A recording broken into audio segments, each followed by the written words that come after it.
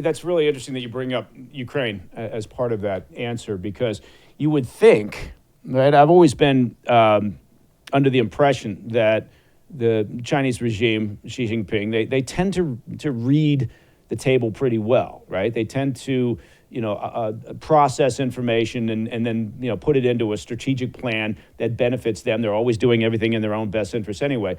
You would have thought that they would have spent some time studying what's happening in Ukraine, the fact that it actually grew NATO, right, strengthened NATO, and they could have just looked at the region and thought to themselves, the same is likely to happen here, right? It's not a dissimilar case. So, are you saying that, or do you think that they just got this wrong, that they misinterpreted what would happen, and what's actually happening is a strengthening of alliances in the area in response to China's aggressions? Yeah. In the first days of the Ukraine war, people were saying that China was going to have second thoughts about Taiwan because they saw the failure of the Russian armies to accomplish their goals in the time frame that they had established. I think China took away some different lessons, ones which were, to me, somewhat ominous. And the reason is that they saw that, yes, the Biden administration and the EU started to impose sanctions on Russia, but they saw that those sanctions were not nearly as effective as they could have been, considering how powerful the EU and the United States are. So I think that they felt there was a failure of political will. And I think that what they were then saying is, well, nobody is going to dare to put sanctions on us because we're China and we're magnificent and we're going to own the 21st century and through the rest of time. Maybe that's what they were thinking. And so they thought they could get away with a lot. Also, we're starting to see China do some things which are really very disturbing. So when we put this all together, I think China probably took away certain things out of the Ukraine war that we didn't want them to learn. But on the other hand, as I said, Xi Jinping has just not been taking advantage of the situation as he could have.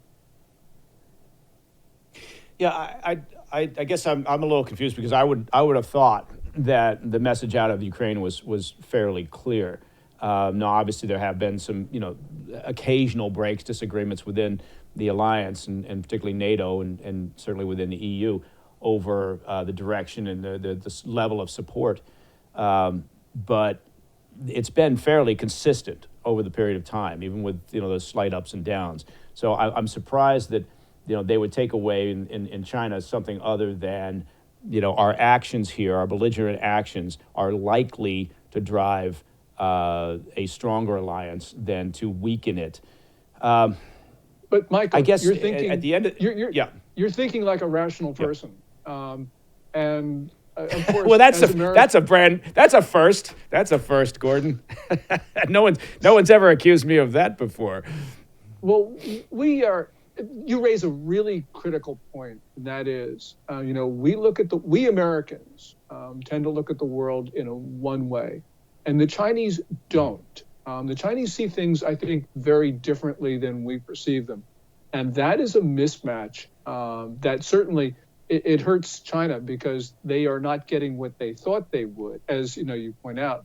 But it also it makes it more difficult for us to effectively oppose them, because we don't understand what deters them, and we don't understand a lot of other things about the way they view the region.